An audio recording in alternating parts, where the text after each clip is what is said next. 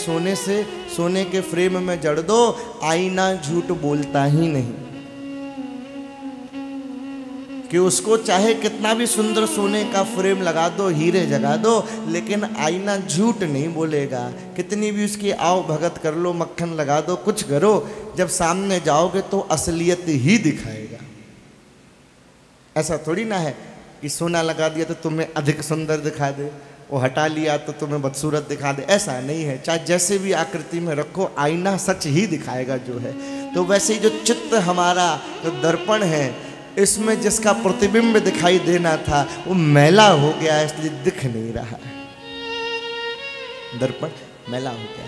देखो जब आरती होती है ना, श्रृंगार आरती होती है, तो वैष्णवों में आरती के पश्चात ठाकुर जी को आईना दिखाते हैं। तो इसमें वैष्णवों के दो सिद्धांत हैं कि 2 बार आईना दिखाते हैं। एक बार तो आईना दिखाते हैं जिसमें ठाकुर जी को उनकी छवि का दर्शन होता है कि महाराज आप तैयार है गए हो तो न खुद को देख लो। और दूसरी बार में पंडा पुजारी जो आरती कर रहे हो है, उसमें अपने आप को देख के ठाकुर जी को देखे। तो किसी ने संत के चरण में पूछे कि भैया ये भाव कहाँ, ये 2-2 बार क्यों दिखावे हैं कि एक बार अकेले ठाकुर को, एक बार अपने चेहरे के संग, क्या कारण है?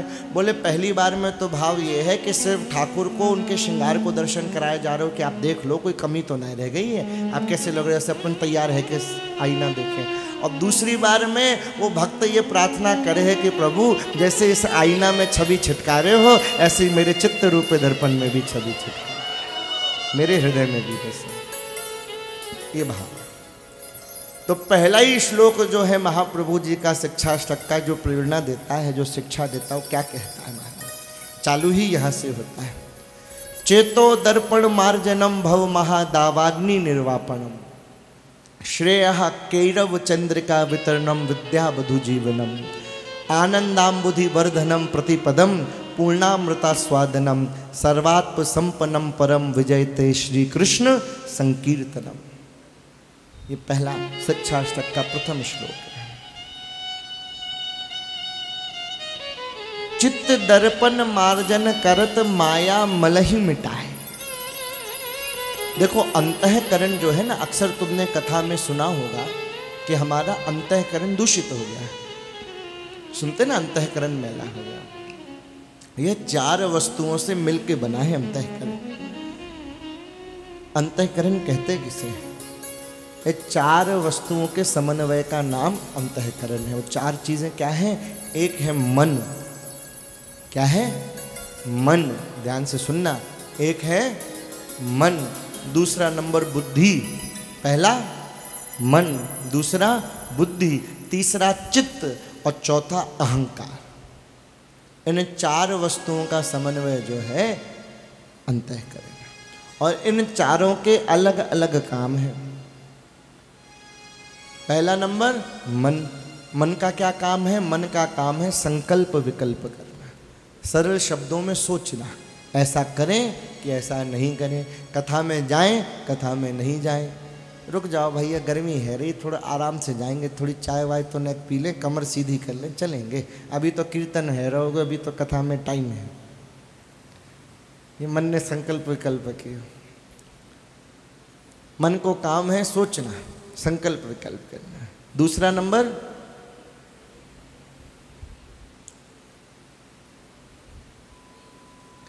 बुद्धि। पहला नंबर मन, दूसरा नंबर बुद्धि। बुद्धि का क्या कार्य है? मन का काम था संकल्प विकल्प करना, सोचना, ऐसा करें कि ऐसा नहीं करें। बुद्धि का काम है निर्णय लेना। बुद्धि क्या करेगी? फैसला करेगी।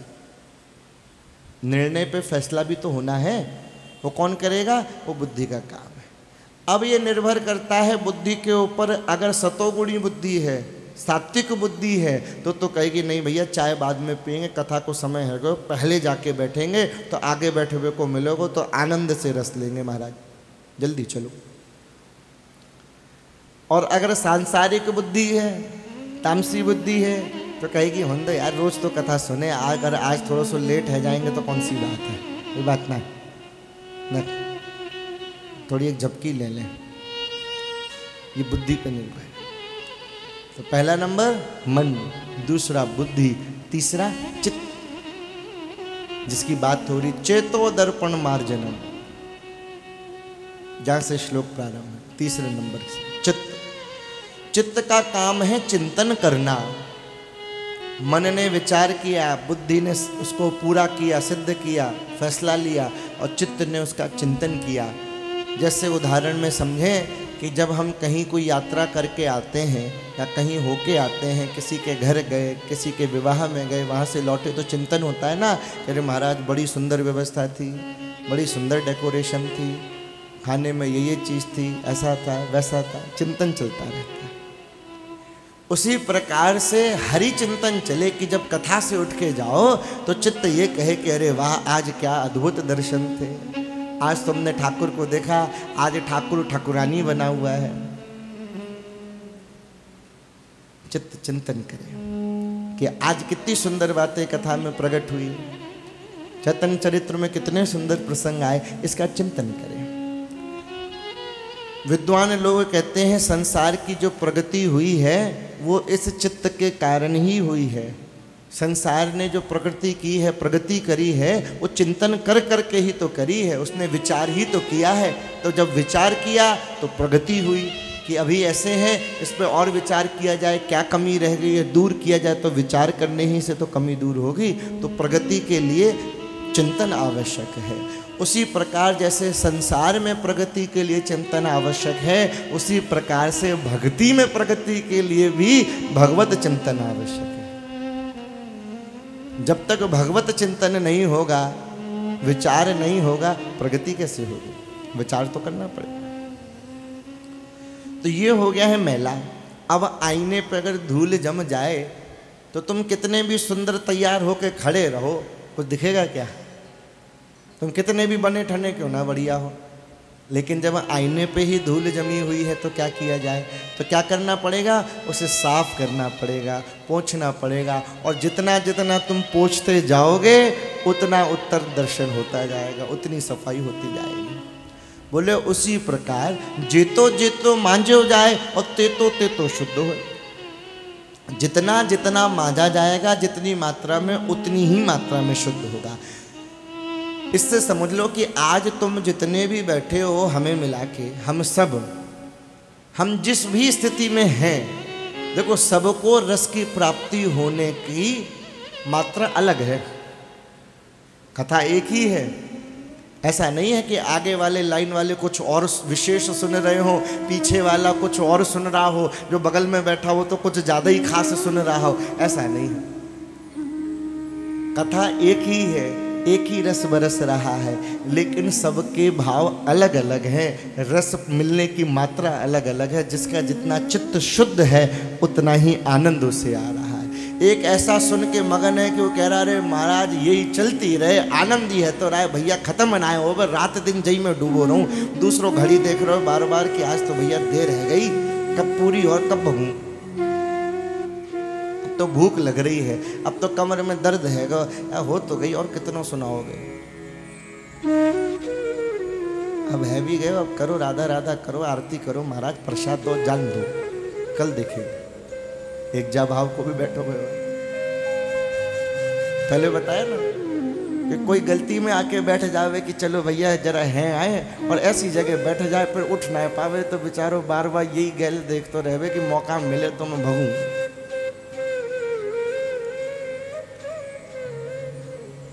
तो जितना जितना चित्त शुद्ध होगा उतना ही अधिक रस आएगा।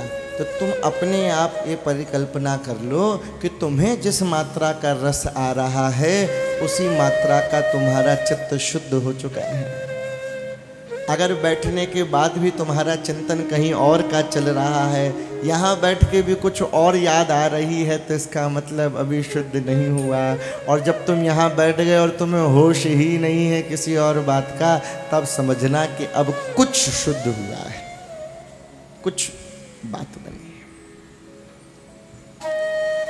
चित्त चमकन माही कृष्ण छवि छाई रही। जब चित्त चमकेगा तो उस चमक क्या है की होगी? वो प्यारे श्री कृष्ण के मुखार बिंद की चमक, वो चित्त उससे चमकेगा। छवि ने दिखाए और मन मगन बनावे। और दर्शन प्यास नित बाढ़ी रहे। जब चित्त शुद्ध होगा तो दर्शनों की प्यास और बढ़ेगी। देखो दर्शन की प्यास होती है। एक बिना प्यास के दर्शन करना है और एक प्यास युक्त होकर दर्शन करना है। प्यास युक्त दर्शन ही मुक्त कर पाएगा। बिना प्यास युक्त कितना भी दर्शन कर लो बात नहीं बनेगी। एक पानी तब पीना जब पेट भरा हुआ है, प्यास है नहीं, तुमने पी लिया तो उसमें तुम्हें स्वाद नहीं आया। प्यास लगी हो महाराज, बड़ी जोर की गर्मी है रही हो, तुम धूप से आए हो काम करके और पानी तुम्हें मिलो ना आए हो बड़ी देर से, और उस समय कोई बढ़िया शीतल मटके का जल लाके तुम्हें दे दे तो अमृत भी उस समय फीका है महाराज उस जल के सामने, क्योंकि प्यास लगी है। उसी प्रकार से हरि दर्शन की प्यास हो, अखियां हरि दर्शन की प्यासी, दर्शन की प्यासी हो अखियां, तब बात बने। तो वो प्यास क्या होगी, वो प्यास क्या चाहती है, और तो जब चित्त शुद्ध होगा, निर्मल होगा और उसमें चमक प्यारे श्री कृष्ण के मुखारविंद की होगी तो हृदय में प्यास लगेगी ठाकुर के दर्शनों की। मन करेगा और कीर्तन हो, ऐसा कीर्तन हो, झमाझम कीर्तन हो, और कुछ काय को सुनाई दे महाराज, जम के होगी, आनंद आ जाए। तब क्या होगा, तब जाके रस की रुचि जागेगी। चैतन्य चरित्र कहते हैं कि जब चित्त शुद्ध हो जाए, जब प्यास लग जाए दर्शन की, जब रुचि जग जाए, रस आने लगे कीर्तन में, तब क्या होगा, उस रस की रुचि जागेगी। रस रुचि जागी रहे, रस माह पागी रहे, कृष्ण अनुरागी रहे, सोई अपनावे। जब रस में रुचि जाग जाए, रस में मन पक जाए, कृष्ण के अनुराग में, प्रेम में मन डूब जाए, तब ठाकुर अपना लेगा, तब अपनाएगा। श्रेयः कैरव चंद्रिका वितरणम विद्यावधु जीवनम। सर्वप्रथम क्या है, चेतो दर्पण मार्जनम भव महादावाग्नि निर्वापणम। पहले तो अपने चित्त रूपी दर्पण को मारा जाए, फिर ये जो माया की महादावाग्नि लगी हुई है, अग्नि नहीं है महादावाग्नि, बड़ी भयंकर आग लगी है महाराज, ये जन्म मृत्यु रूपी महादावानल फिर शांत होगी।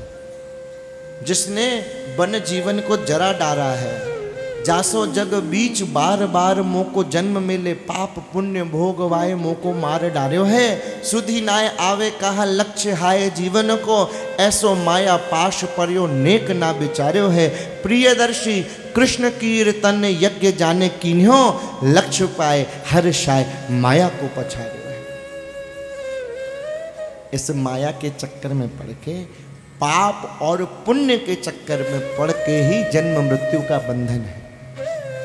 जब तक जीवन में पाप रहेगा, और सिर्फ पाप नहीं प्यारे, जब तक पुण्य भी रहेगा तब तक जन्म मृत्यु का बंधन नहीं छूटेगा।